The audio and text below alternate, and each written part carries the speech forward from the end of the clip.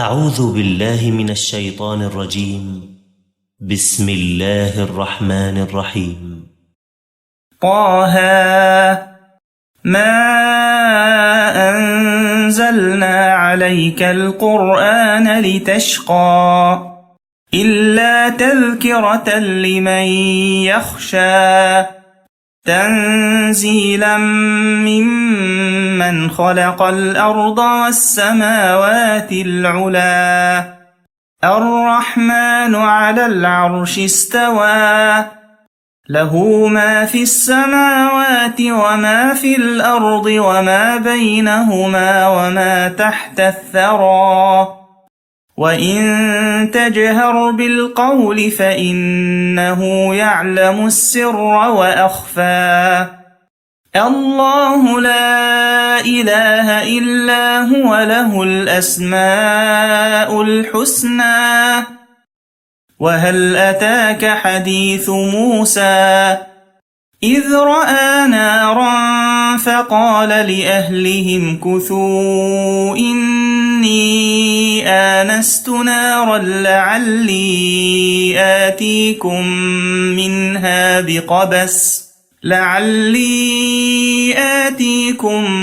منها بقبس أو أجد على النار هدى فلما أتاها نودي يا موسى إني أنا ربك فاخلع نعليك إنك بالوادي المقدس طوى وأنا اخترتك فاستمع لما يوحى إنني أنا الله لا إله إلا أنا فاعبدني وأقم الصلاة لذكري إن الساعة آتية أكاد أخفيها لتجزى كل نفس بما تسعى فلا يصدنك عنها من لا يؤمن بها واتبع هواه فتردى وما تلك بيمينك يا موسى قال هي عصاي أتوكأ عليها وأهش بها على غنمي ولي فيها مآرب أخرى قال ألقها يا موسى فألقاها فإذا هي حية تسعى قال خذها ولا تخف سنعيدها سيرتها الأولى واضمم يدك إلى جناحك تخرج بيضاء من غير سوء آية أخرى لنريك من آياتنا الكبرى اذهب إلى فرعون إنه طغى قال رب اشرح لي صدري ويسر لي أمري واحلل عقدة من لساني يفقه قولي واجعل لي وزيرا من أهلي هارون أخي أشدد به أزري وأشركه في أمري كي نسبحك كثيرا ونذكرك كثيرا إنك كنت بنا بصيرا قال قد أوتيت سؤلك يا موسى ولقد مننا عليك مرة أخرى إذ أوحينا إلى أمك ما يوحى أن اقذفيه في التابوت فاقذفيه في اليم فليلقه اليم بالساحل يأخذه عدو لي وعدو له وألقيت عليك محبة مني ولتصنع على عيني إذ تمشي أختك فتقول هل أدلكم على من يكفله فرجعناك إلى أمك كي تقر عينها ولا تحزن وقتلت نفسا فنجيناك من الغم وفتناك فتونا فلبثت سنين في أهل مدين ثم جئت على قدري يا موسى واصطنعتك لنفسي اذهب أنت وأخوك بآياتي ولا تنيا في ذكري اذهبا إلى فرعون إنه طغى فقولا له قولا لينا لعله يتذكر أو يخشى قالا ربنا إننا نخاف أن يفرط علينا أو أن يطغى قال لا تخافا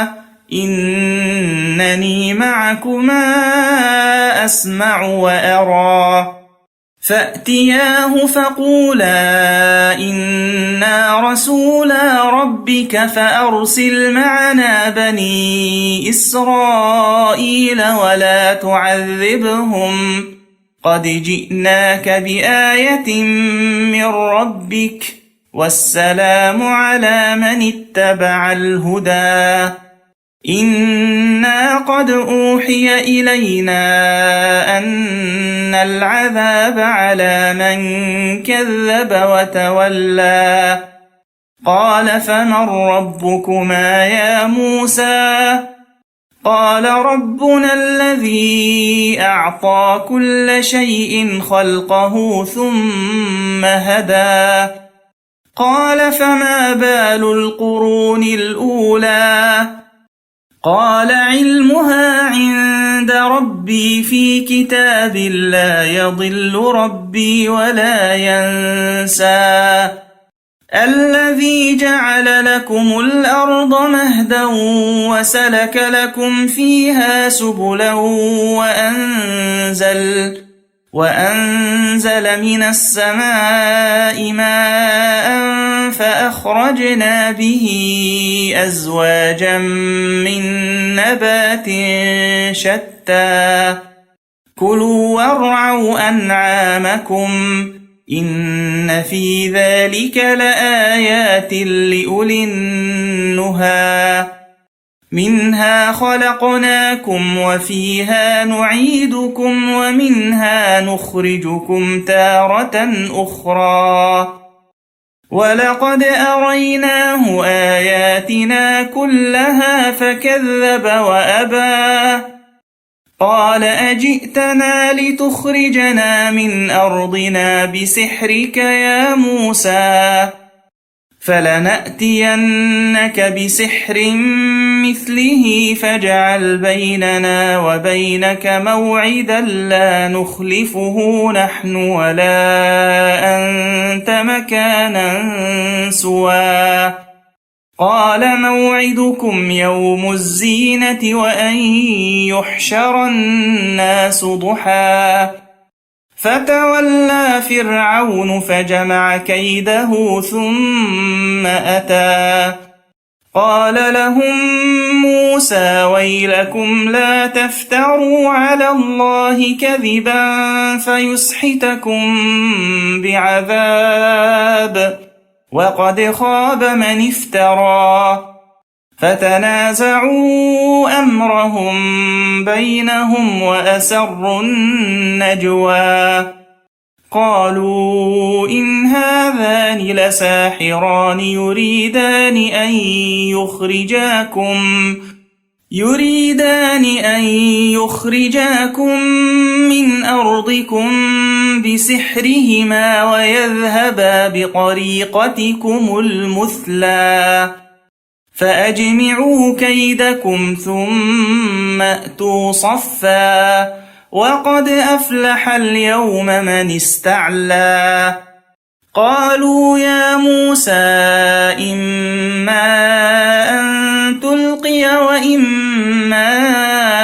أن نكون أول من ألقى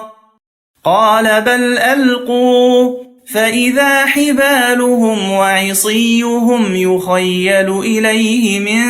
سحرهم أنها تسعى فأوجس في نفسه خيفة موسى قلنا لا تخف إنك أنت الأعلى وألق ما في يمينك تلقف ما صنعوا إنما صنعوا كيد ساحر ولا يفلح الساحر حيث أتى فألقي السحرة سجدا قالوا آمنا برب هارون وموسى قال آمنتم له قبل أن آذن لكم إنه لكبيركم الذي علمكم السحر فلأقطعن أيديكم وأرجلكم من خلاف ولأصلبنكم في جذوع النخل ولتعلمن أينا أشد عذابا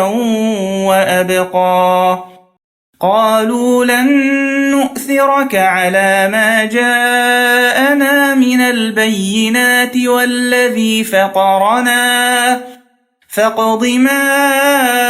أنت قاض إنما تقضي هذه الحياة الدنيا إنا آمنا بربنا ليغفر لنا خطايانا وما أكرهتنا عليه من السحر والله خير وأبقى إنه من يأت ربه مجرما فإن له جهنم لا يموت فيها ولا يحيا ومن يأته مؤمنا قد عمل الصالحات فأولئك لهم الدرجات العلا جنات عدن تجري من تحتها الأنهار خالدين فيها وذلك جزاء من تزكى ولقد أوحينا إلى موسى أن أسر بعبادي فاضرب لهم طريقا في البحر يبسا لا تخاف دركا ولا تخشى فأتبعهم فرعون بجنوده فغشيهم من اليم ما غشيهم وأضل فرعون قومه وما هدى يا بني إسرائيل قد أنجيناكم من عدوكم وواعدناكم جانب الطور الأيمن ونزلنا عليكم المن والسلوى كلوا من طيبات ما رزقناكم ولا تطغوا فيه فيحل عليكم غضبي ومن يحلل عليه غضبي فقد هوى وإني لغفار لمن تاب وآمن وعمل صالحا ثم اهتدى وما أعجلك عن قومك يا موسى قال هم أولئك على أثري وعجلت إليك رب لترضى قال فإنا قد فتنا قومك من بعدك وأضلهم السامري فرجع موسى إلى قومه غضبان أسفا قال يا قوم ألم يعدكم ربكم وعدا حسنا أفطال عليكم العهد أم أردتم أن يحل عليكم غضب من ربكم فأخلفتم موعدي قالوا ما أخلفنا موعدك بملكنا ولكننا حملنا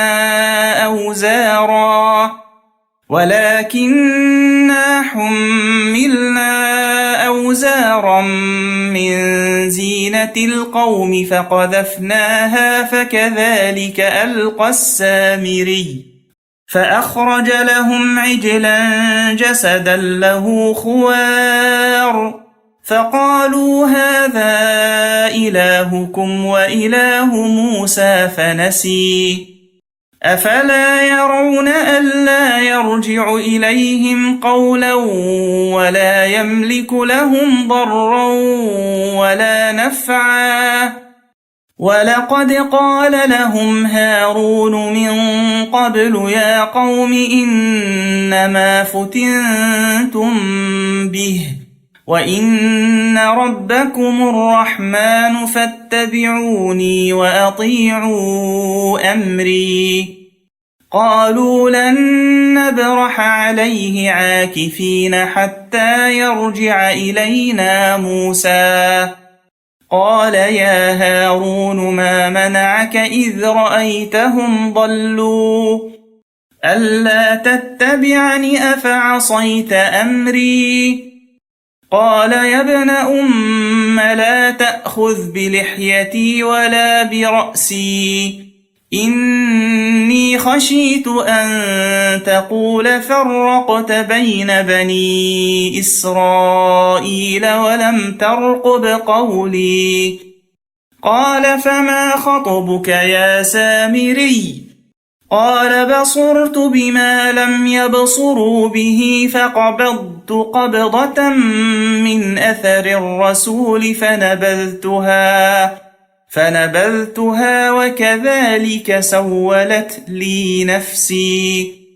قال فاذهب فإن لك في الحياة أن تقول لا مساس وإن لك موعدا لن تخلفه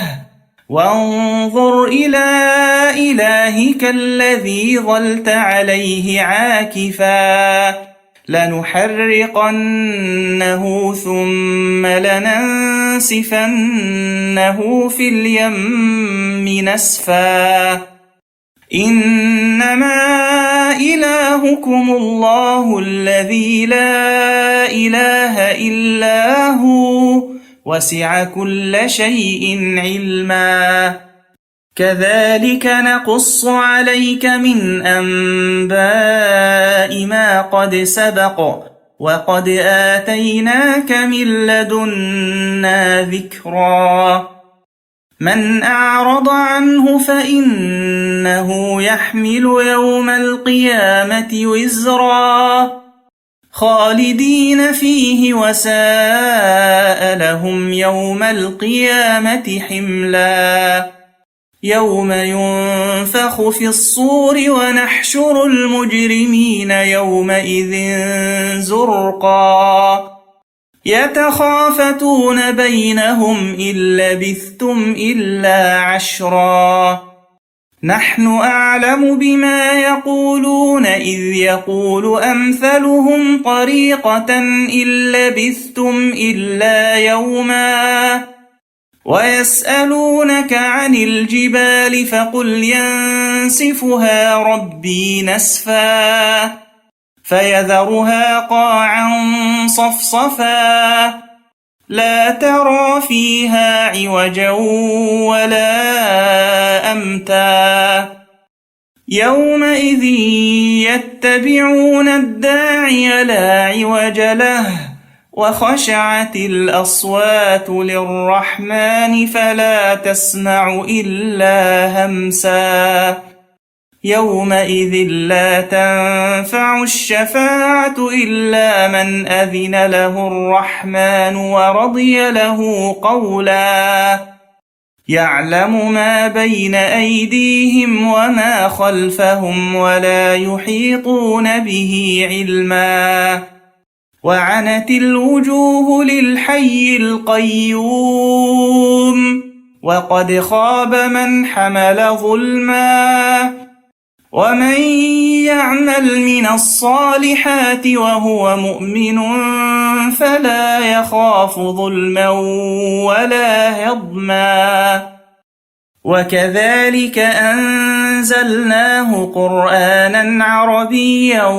وصرفنا فيه من الوعيد لعلهم يتقون أو يحدث لهم ذكرا فتعالى الله الملك الحق ولا تعجل بالقرآن من قبل أن يقضى إليك وحيه وقل رب زدني علما ولقد عهدنا إلى آدم من قبل فنسي ولم نجد له عزما وإذ قلنا للملائكة اسجدوا لآدم فسجدوا إلا إبليس أبى فقلنا يا آدم إن هذا عدو لك ولزوجك فلا يخرجنكما من الجنة فتشقى إن لك ألا تجوع فيها ولا تعرى وأنك لا تظمأ فيها ولا تضحى فوسوس إليه الشيطان قال يا آدم هل أدلك على شجرة الخلد وملك لا يبلى فأكلا منها فبدت لهما سوآتهما وطفقا يخصفان عليهما من ورق الجنة وعصى آدم ربه فغوى ثم اجتباه ربه فتاب عليه وهدى قال اهبطا منها جميعا بعضكم لبعض عدو فإما يأتينكم مني هدى فمن اتبع هداي فلا يضل ولا يشقى ومن أعرض عن ذكري فإن له معيشة ضنكا ونحشره يوم القيامة أعمى قال رب لم حشرتني أعمى وقد كنت بصيرا قال كذلك أتتك آياتنا فنسيتها وكذلك اليوم تنسى